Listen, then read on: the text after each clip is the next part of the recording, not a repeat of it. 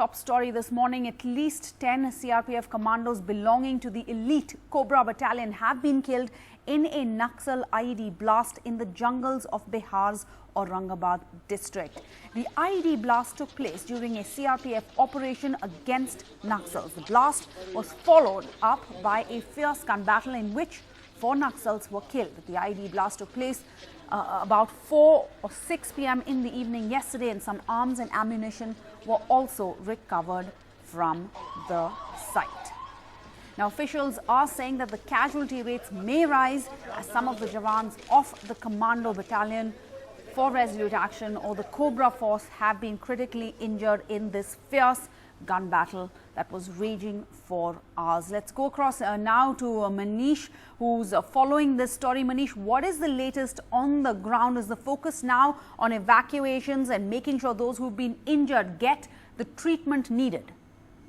Yes, there are like 6 injured. 3 of them are being treated in Magad Medical College Hospital in Bihar, and 2 have been airlifted to Patna, and they are being undergoing treatment in a private hospital in Patna.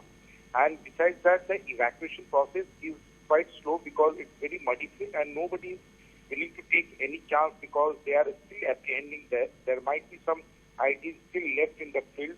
So even though this encounter is over, but the evacuation will be over only by 10 o'clock this morning. Sarah?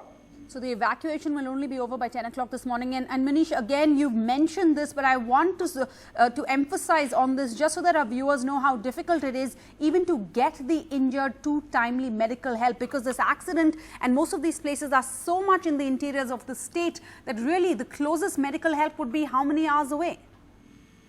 Of course, this Gaya Medical College, it's not very far off. It's like, 2 hours from where this encounter really took place. But because there were a lot of IDs in that area, so it took some time.